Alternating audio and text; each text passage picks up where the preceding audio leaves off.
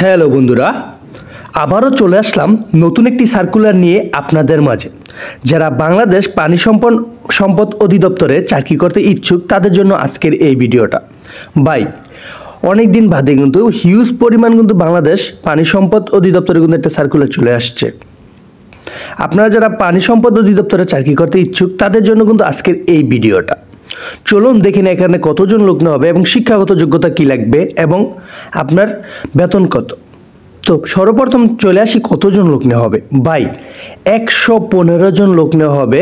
এখন আপনার বেতন দেওয়া হবে 30,000 টাকা এবং ন্যূনতম কিন্তু অষ্টম শ্রেণী পাস থাকলে কিন্তু আপনি আবেদন করতে পারবেন এবং বয়স সীমা কিন্তু 18 থেকে 45 বছর পর্যন্ত আবেদন করতে পারবেন। ভাই, হিউজ পরিমাণ লোক নেওয়া হবে। ভাই, সেক্ষেত্রে আপনার বয়সের কাছে কিন্তু এফিডেভিট গ্রহণযোগ্য হবে না এবং সাথে যেই যোগ্যতা লাগবে সেই ক্ষেত্রে হচ্ছে প্রার্থীকে অবশ্যই গাড়ি চালাতে হবে এবং সর্বনিম্ন আপনার বাংলাদেশের বৈধ লাইসেন্স থাকতে হবে এবং প্রার্থীকে কিন্তু অবশ্যই আপনার ফর্ম ফিল আপের মধ্যে কুরিয়ার সার্ভিসে কিন্তু আবেদন করতে হবে।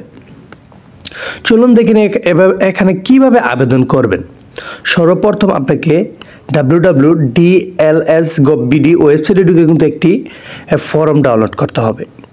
ফর্মটি পূরণ করার পরে আপনার 12/1/2022 মানে 2025 তারিখ মানে 2025 সালে 1 জানুয়ারির 12 তারিখের মধ্যে কিন্তু আপনাকে কুরিয়ার সার্ভিসের মাধ্যমে আপনাকে বাংলাদেশ পানি সম্পদ অধিদপ্তরে কিন্তু পাঠিয়ে দিতে হবে। মানে আপনি ফর্মটা পূরণ করে ডাক বিভাগে, মানে আপনাদের যে গ্রামে ডাক বিভাগ থাকে বা জেলায় ডাক বিভাগ থাকে, ওই মাধ্যমে কিন্তু আপনি পানি সম্পদ অধিদপ্তরে কিন্তু পৌঁছিয়ে দিবেন। তার পরিবর্তে আপনাকে কিন্তু তারা ডাকার পরে আপনাকে কিন্তু আবেদনের জন্য প্রয়োজনীয় যাচাই কর্মের জন্য কিন্তু 50 নাম্বার দেওয়া হবে।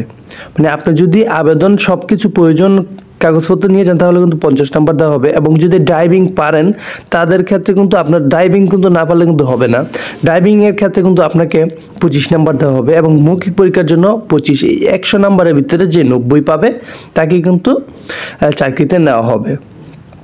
এখানে সাথে কিছু নিয়ে যেতে হবে, সেটা হচ্ছে প্রথম গ্রেডের কর্মকর্তাকে আপনার অষ্টম শ্রেণীর ফটোকপি করে তারা আপনার সত্যায়িত করতে হবে।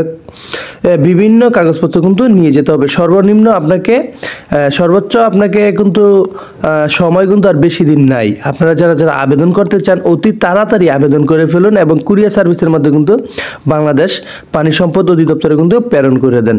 ধন্যবাদ সবাইকে।